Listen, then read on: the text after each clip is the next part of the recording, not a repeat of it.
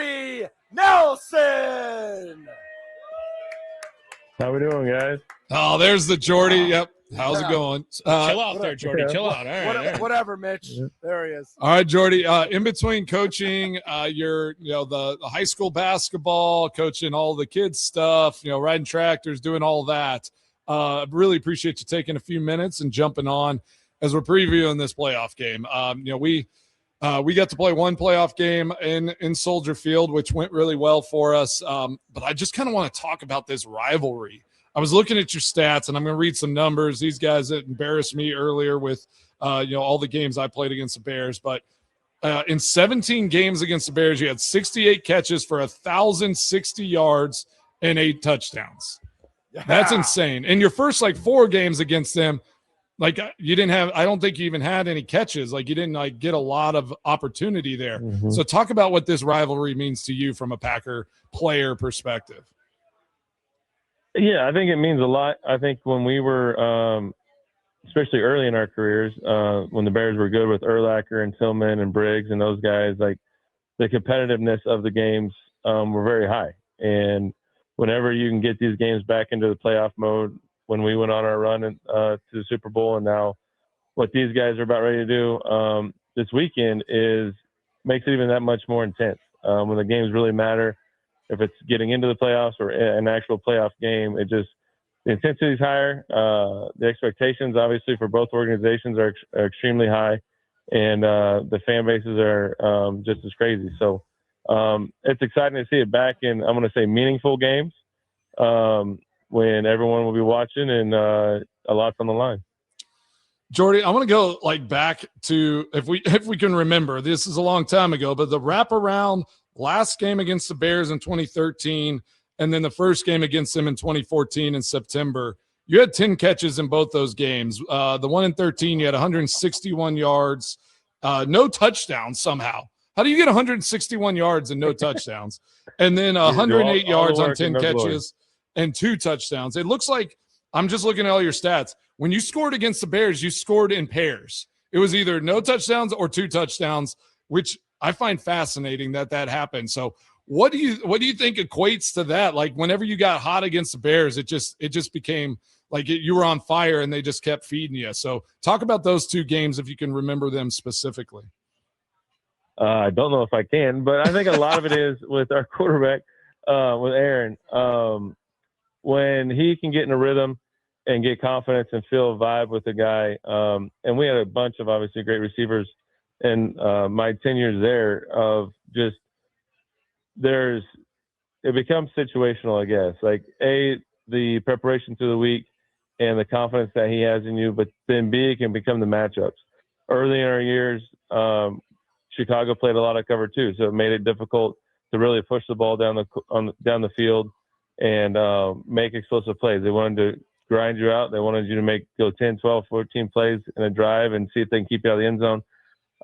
Probably in the middle of our careers, they went to more of a one-high stuff, and then that's when we liked our matchups. Whenever you had to bring an extra guy in the box, try to pressure Aaron, you had the matchups on the outside that we wanted, and it gave some big plays. So I think with who we had on the outside and obviously who we had at quarterback, he found the matchups, and whenever we had a matchup, we exploited it and continued to exploit it over and over again.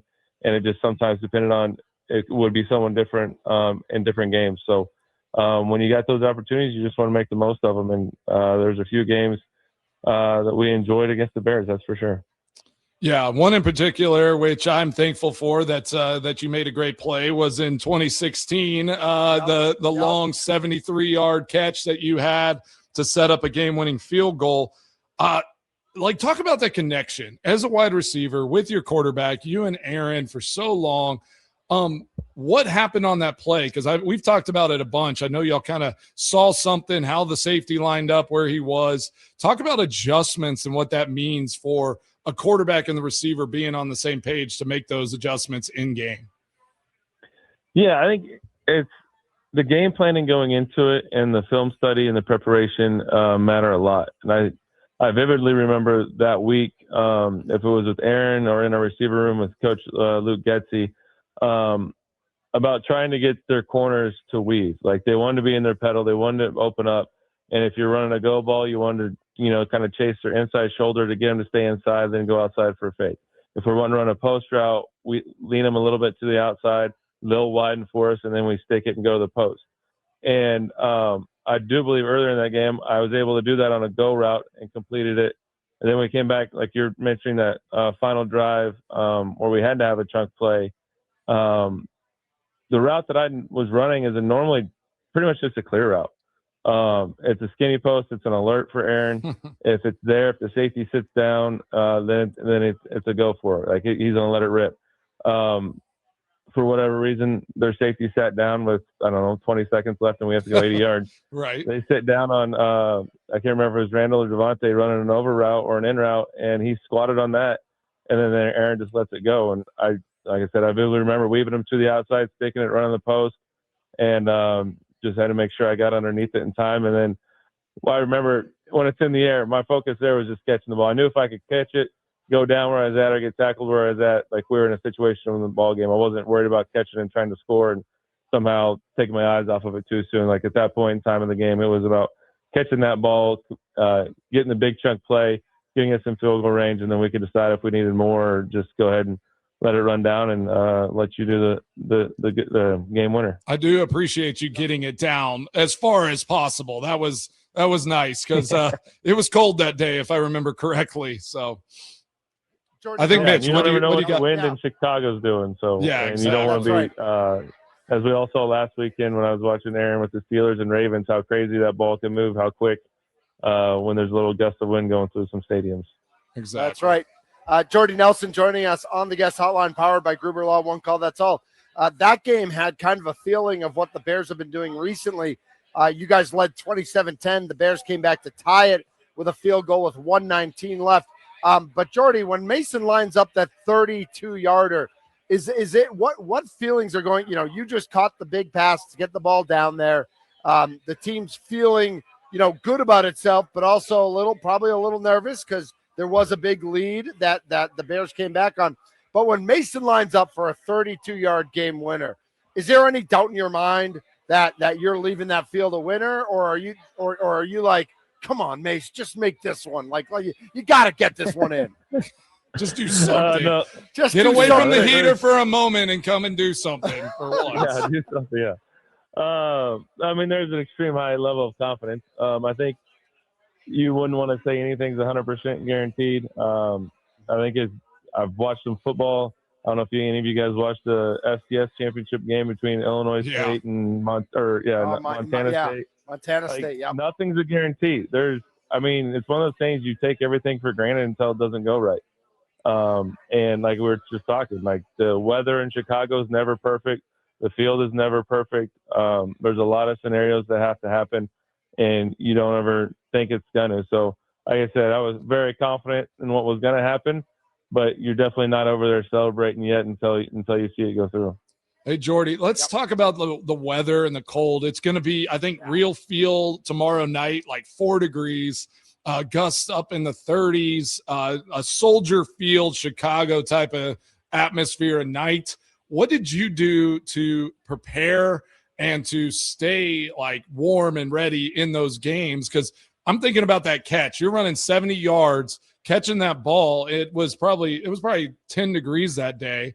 Just to be able to grab that ball and have that ability in those conditions. Talk about what you did to prepare for that. Yeah, I think the preparation by that time in our career was done over the years of just honestly living in Green Bay and practicing in it, being around it. You slowly become immune to it. But I do remember that game of being a little bit colder than some others. I mean, I would say maybe 3 or 4 or 5 games that like, okay, this is actually cold. Like, I am about tired of this. And that's honestly how I felt that day. Like, let's go score this. And I believe Josh Sitton was on the Bears at that time. And he was giving me a hard time after the game. I was like, dude, I was tired of dealing with the cold. I wanted to go home. Like, this is enough. But, like, so a lot of it, I mean, they have the heated benches. They have the heaters. They have the coats. For the most part, when I was playing consistently every down, like, while you're out there, it wasn't a problem. You would have the hand warmers just to keep the hands nice and soft. But when you're moving, the adrenaline and all that stuff, but then on the sideline, you're on the heated benches. I think one trick we eventually learned was the big heavy coats is to put them on you like a blanket and not wear it like a coat.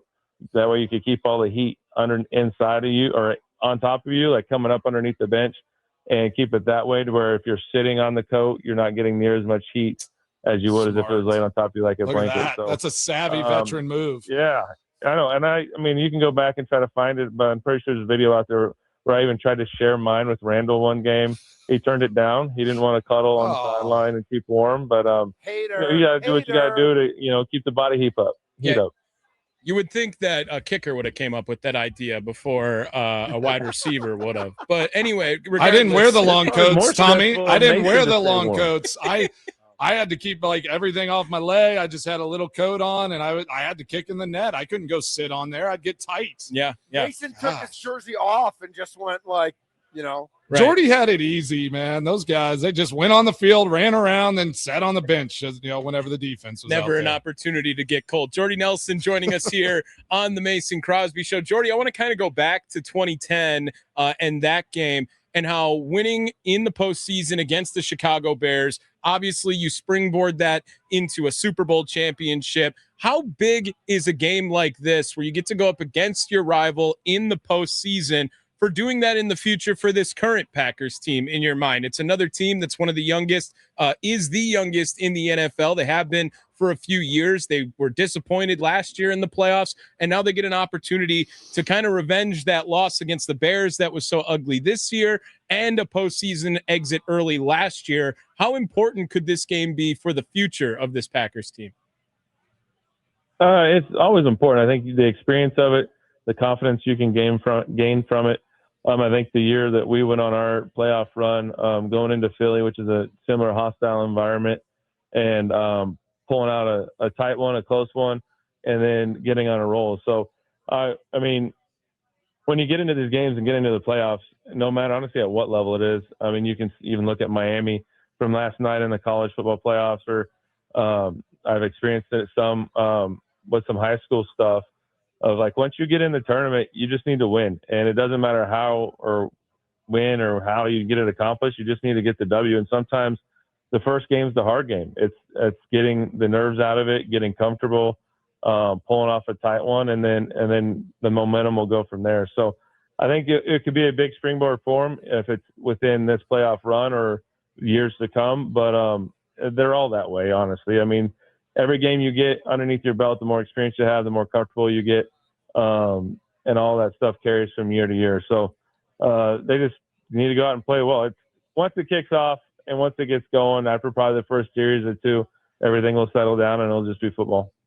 Yeah, we got Jordy Nelson joining the Mason Crosby Show. We're talking Bears, Packers, playoff football, Jordy's great career. We were there in Green Bay when they drafted Matthew Golden in the first round. The big thing, you almost were in that first round, right there on the edge of the second. They are right on the edge of the first. But talk about those first couple years, because everyone this year, it's like Matthew Golden. I talked to Randall Cobb. He came on a few weeks ago before the last Bears game, just talking about being a young receiver and what that takes. Talk about your early, first couple years. I remember you were playing a ton of special teams. I mean, you tackled Adrian Peterson, which I was so thankful for because I was right behind you. And I was like, if Jordy doesn't tackle him, this is not going to be good. Like, I'm going to be a speed bump or miss him completely. So just talk about what that is and how you developed into the receiver and the football player, the NFL player that you became down the stretch there. I think receiver is one of the harder positions to adjust to from the college level, no matter what like conference or team you played on, into the NFL. I think just the speed of it all, the physicality, and maybe even more so the speed of the guys that aren't normally fast, like the safeties and linebackers. They just cover so much more ground. But it's an adjustment, and it takes time, and it's a comfortable level and acknowledgement of the receiver to quarterback.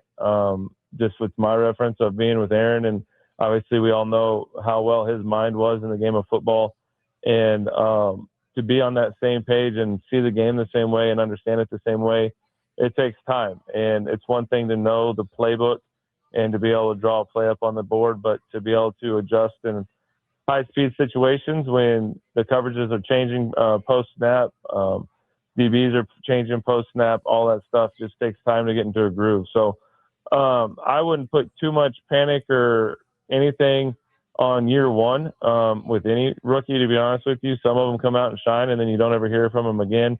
Some it takes time to develop, and then they'll go on and have a nice career. So I think just continue to be patient with it and putting in the time and getting that comfort level with Jordan and having consistency with it week in and week out, I think makes a big difference. And not even week in and week out on Sundays.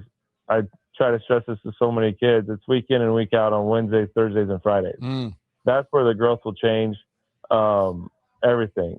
Sundays will be Sundays, and that's when you make plays on Sundays, your confidence will grow, but your growth will change on Wednesdays, Thursdays, and Fridays, and that's where you got to be every week, if it's in season or if it's in the 2 months of May and June when you're in OTAs and mini camp, where you can really dive into things and start to understand and see it all the same. I love that. So someone for Golden, right? That's right. Yeah, I think Matthew Golden, that's been the talk, Jordy, like all year. Is like, is Matthew Golden a bust? It's like, it's year one.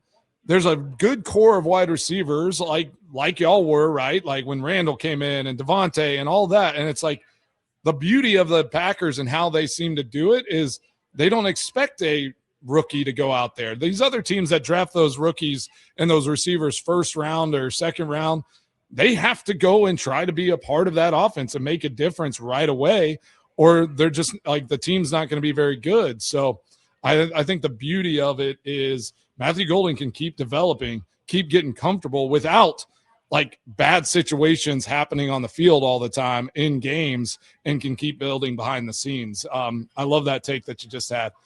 We had something on the Nicolay Law fan talking text line I had to hit. 262 Ziggy asked Jordy why wide receivers sometimes warm up shirtless for cold weather games, but kickers never do.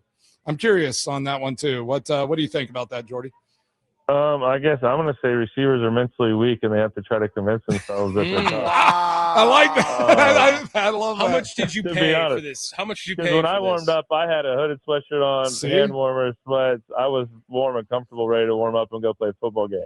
I think all the people that walk out there without shirts on are just trying to mess with their own minds. And to me, it already shows that the weather is causing an issue with your mind. Like you're already worried about the wrong stuff. So put your clothes on, go warm up. You've talked about that, Mason. I know. Jordy, I've said that so many times. Said.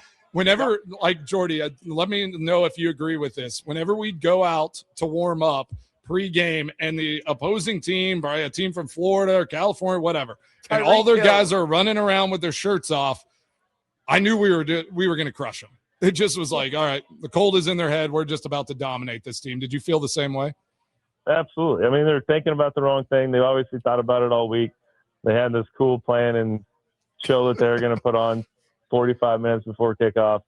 And if it's a dome team, if it's, like you said, someone from Florida, whatever it's going to be, like every time I see it, I don't think it ever works out well. I think was it Tennessee did the same thing at Ohio State last year in the playoffs and just got stumped. It's not gonna work out. Freezing in Columbus too. Yeah. I think the Oakland Raiders did it one year. They all had their shirts off pregame, and then you looked at their sideline during the game, and they all had blanket hoodies on the bench. Like they couldn't even get like half their team out onto the field whenever it was a transition between offense and defense, because they were just like staying on the sideline as long as possible. And I think that game was over at halftime. So I love that when they came out to warm up there, they went back in like, guys, it is freezing out there. Put as much on as possible. That was stupid, right? And Jordy, real quick, I know your job as an NFL wide receiver was to show up and get your job done, and you did it at a supremely high level. But what, you saw fan behavior. You saw Bears fans behavior in Chicago. You saw Green Bay fan behavior. What message do you have for the fans? What thoughts do you have about how invested fans are in this matchup? Packers, Bears, both teams playing at a high level, meeting in the playoffs. Yeah, and does it really play a role in this rivalry, right? Yeah, good follow-up. I think the game being in Chicago will make a difference compared to being in Lambeau. I think, and like I said, I mean, it's not your week 5 regular season game when Chicago maybe is not that good anymore or whatever. But I mean, this is high stakes game. It's going to be packed. They're going to be rowdy. The passion between the fans, I think, is where the true rivalry is at, especially nowadays, because there's so much turnover so many guys. I mean, so much turnover in college level. So so many more guys. Even in the NFL level, there's a lot of turnover if it's with coaches or players or whatever. Guys work out together in the off season. So there's not that true, I think, hatred anymore, player to player, that you used to see. I'm going to say in the black and white videos that we used to always watch the week of the Bears games. But the passion, and I guess we can say hatred or the strong dislike towards each other, I think is where the true rivalry stands. I think I haven't heard anything too bad from friend to fan, behavior, but I think there's the respect level, there's a passion about it, and now that like we've mentioned, they're both in the playoffs. The Bears got the higher seed.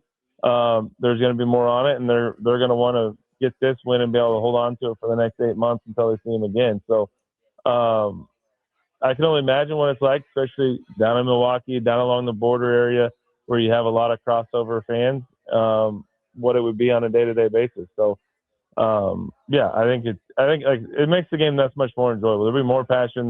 You'll be able to feel the crowd noise in the environment, probably through your TV screen and through your speakers at home, because playoffs are different. They are different, and then whenever it's obviously a rivalry in the playoff game, it just amps it up that much more. Awesome. Well, Jordy, you hit everything. You crushed it. I really appreciate you jumping on, man. It means a lot. Good friend. It was awesome seeing you over the Thanksgiving holiday, even though your Wildcats stomped my Colorado Buffaloes. The hospitality was awesome, and always fun spending time with your family. Have a great one, and we'll see you soon, buddy. Probably on the golf course, but or the softball field. Or the softball, softball field. All right, buddy. I appreciate you. Yep, thank you guys. Thanks, Jordy.